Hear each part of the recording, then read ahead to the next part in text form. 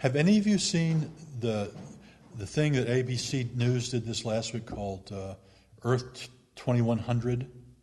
Have you seen that? Well, I urge you to go to ABC's website because I think they have the whole thing up there. And what it does is it tells the story of the next 100 years if you base what you think is going to happen on what these scientists have argued. And it's very well done in that it has a lot of the policy wonks, talking about the statistics and the trends and things like that, but it also follows a little girl who's 6 or 8 about now through the 21st century, and follows her as she comes out the other side as a survivor when many people did not. So it kind of puts a little bit more of a human face on this thing that is just so overwhelming. Some people call this the Sixth Great Extinction that we're in right now.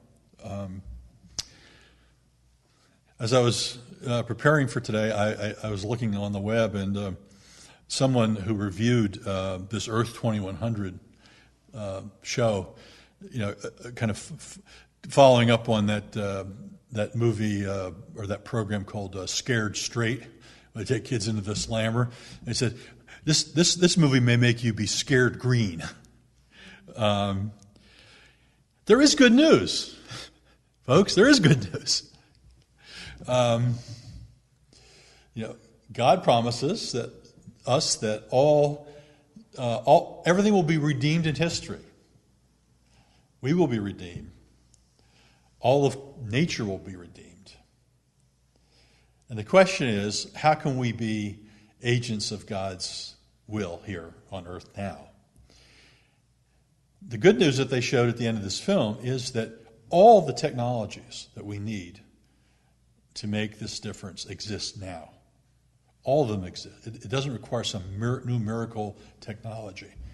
It simply requires that we, as a species and as political entities, come together and say, this is something that we must deal with.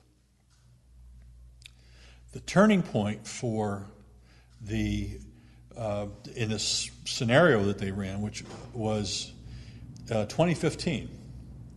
And what they did recently is they had one of these simulations in Washington where they brought together people, leaders from all over the world who are involved with environmental issues and other kinds of issues in their countries, and said, okay, it's 2015 now, here's what the situation is.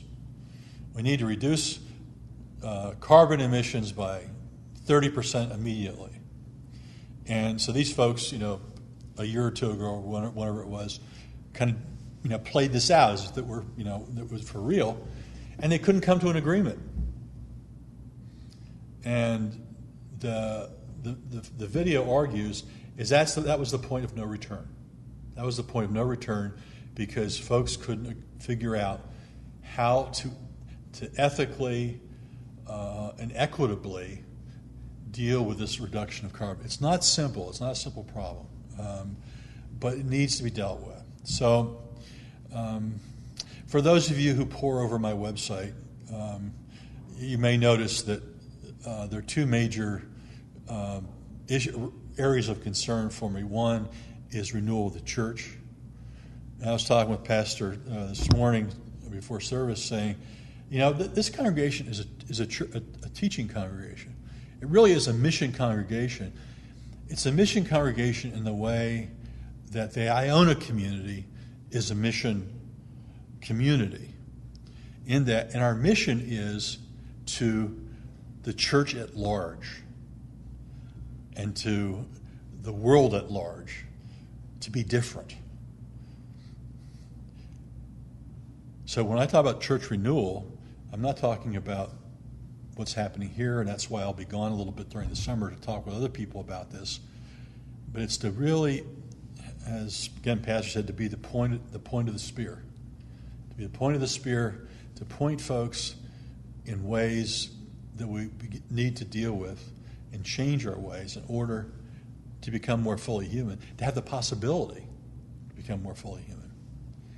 And then the second issue was to deal with structural evils, and particularly genocide and ecocide, which are evils that I have been intimately involved with trying to slow down or mitigate since I was a kid. So I hope that we can be about this work. When I think back, I think this all started when I was a little kid. And we lived in Pennsylvania. And since the statute of limitations is up, I can tell this story, I think. And the woods I played in behind, we lived at the base of what was called Blue Mountain, just north of Harrisburg. And the woods I played in, there were always surveyor stakes all over the place up there. And so I kind of, went around and just kept pulling them up. Well, as it turns out, they were building an interstate highway through my woods, through the woods I grew up in. And about 20 years ago, we went back to visit the town I grew up in, and our old house is still there, but across the street is this big, huge berm, and then all the woods that I used to play in are vaporized. I mean, they were 50 feet up in the air before, and I just, I thought about it was really I felt very sad, and I think that was one of the things that really got me started being concerned about this web of life and how we might be one with it, and that it's not something that is a secondary dimension of what it is to be a follower of Christ, but it's all about the cosmic Christ. So all this issue is, are we stewards?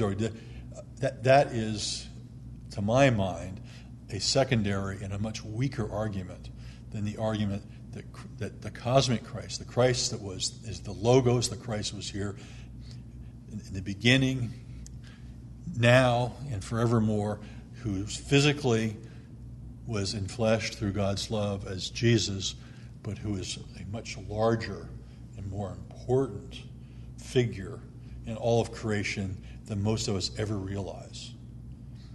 That Christ is one who calls us to be different and to help share with others this good news. Amen.